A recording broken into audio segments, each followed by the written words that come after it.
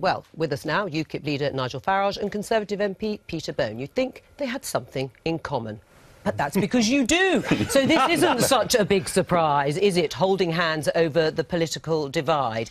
No one should really be amazed that you two are joining forces, Nigel. Well, you know, the story over the last few months has been that the Leave campaign is divided, they're at each other's throats, people are vying for position. Well. And what this initiative led by Peter, and I'm just a foot soldier, following and helping.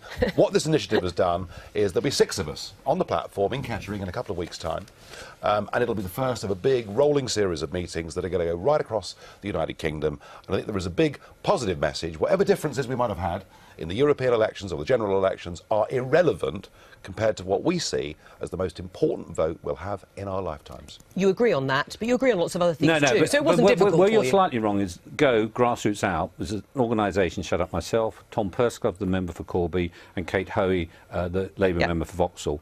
We're bringing together Labour, Conservative, UKIP, DUP and non-aligned to work together at grassroots. Whatever the different people argue about at the top, locally, we're going to work together as one team. And that's the difference. That's what's new. That's never happened before. Right. What about the other groups? I mean, you say, you know, you have been sort of united, but there have been problems and splits. No, there have been two groups. Yeah, there have been the two groups, and there's been evidence for it. In a sense, there has been infighting between yourself and Mr. Carswell. I say quite the opposite, because you know, Mr. Carswell backs one of those two groups that are vying for the umbrella group. Look, we've no idea when the referendum's going to be. If we spend all our time arguing... You thought it was in June. You said you almost made a bet on this programme. Well, it may well be, but the point is, rather than waiting to see who gets the designation, the point about Go is it's saying, right, let's get back off our backsides, get out there and get campaigning, and that's exactly what we're going to do. Are you talking to Eurosceptic ministers who are now going to be able to, cabinet ministers who are now going to be able to campaign absolutely. freely? Now that David Cameron... Who have you talked to? Eurosceptic minister. Yeah. Names, please? No, these will all come out. You know that they can't actually come out until the negotiations are finished, or which will probably be in February. But there are ministers talking to us now. We will be setting up Go groups across the countries in constituencies everywhere.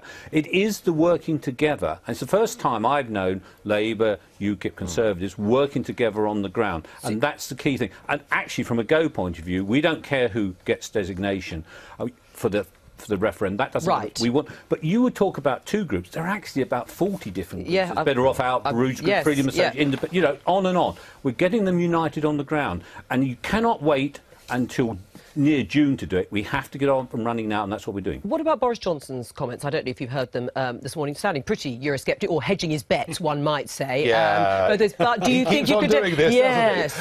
Look, I think the attitude, and we discussed this earlier today, we want Boris Johnson. We want as many high-profile figures as possible. Who knows? Maybe even the Prime Minister will come back disappointed and say he's going to back us.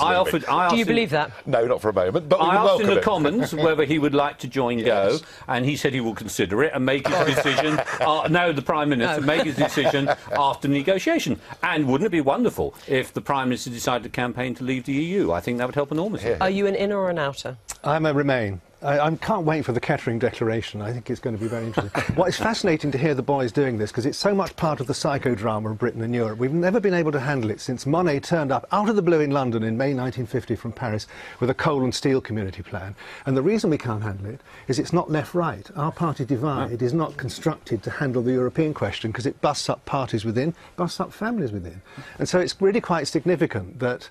And also, if I don't want to be unkind, because you're both in a benign mood and so am I, but your side of the argument is almost Trotskyite in its capacity to have splits, including you and this... Nigel Farage looks shocked. Just briefly. If you can pull this off, this is really quite something, your Kettering. Well, that's the point about it, isn't it? And the youngest Conservative MP, Tom Persclove, is a founder member of Go. So it is not... It's not old or young. It's cross-party, cross-age. Fascinating though this is, we have to stop it there. But thank you, Peter There's Bone. You're staying. You're remaining for this particular one. I'll accept.